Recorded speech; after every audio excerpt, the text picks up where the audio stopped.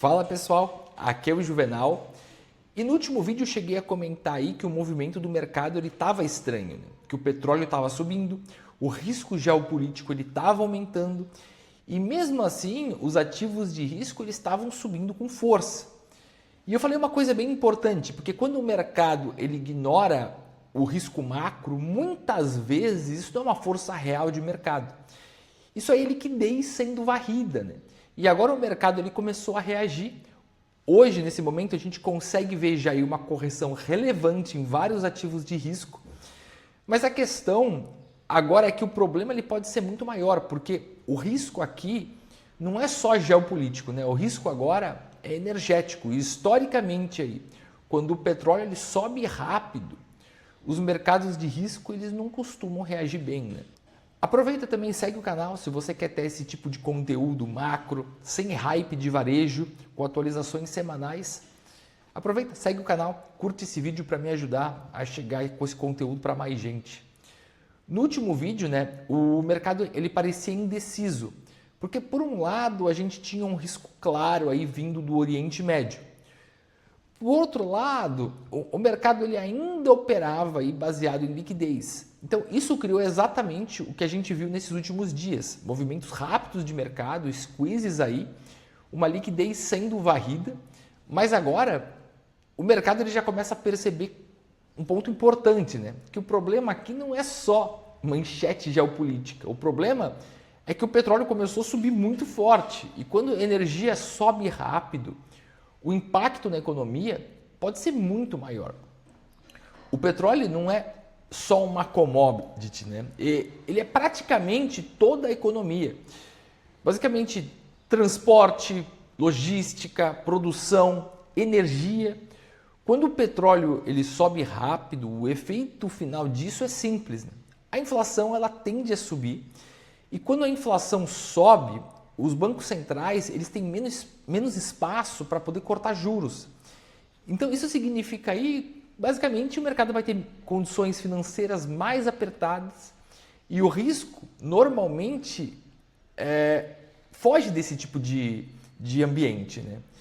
E tem ainda um detalhe aí importante, porque esse choque do petróleo ele está acontecendo num momento bem sensível, tá? Porque nos últimos anos os bancos centrais eles tiveram que apertar a economia, né, para controlar a inflação que estava muito alta. Então esses juros altos causou uma liquidez menor, um crescimento aí desacelerado. Então basicamente a economia ela já está mais frágil. E um choque de energia nesse momento ele pode criar exatamente o cenário aí que o mercado mais teme, que é uma inflação voltando enquanto o crescimento ele desacelera. E tem um ponto que o mercado está observando agora, que eu até cheguei a comentar no último vídeo, que é o Estreito de Hormuz, né? Uma parte enorme aí do petróleo mundial passa nessa região. Mas tem aí um detalhe que muita gente está ignorando, porque o problema não é só o canal ele está fechado. O problema ele pode ser o seguro. Porque se as seguradoras elas tirarem a cobertura dos navios que passam, né, ali na região, a rota ela pode continuar aí aberta. Mas economicamente isso fica inviável, porque sem seguro os navios não passam ou se eles passam, os custos são muito maiores e isso pressiona aí muito aí o preço da energia. Então agora vem o ponto principal, né? Porque o mercado ele não decidiu ainda como interpretar esse risco. Porque se o conflito ele diminuir rápido, o petróleo pode recuar e o mercado ele pode voltar e focar em liquidez. Mas se a tensão continuar e o petróleo continuar subindo, o ambiente macro ele pode mudar muito rápido e o mercado ele pode entrar num modo de risk-off. Vamos aproveitar, vamos para o gráfico, vamos olhar aí como é que está a situação do petróleo, quão rápido o preço subiu. Depois vamos dar uma olhadinha aí no Bitcoin para entender como é que está aí o Bitcoin nesse exato momento aí.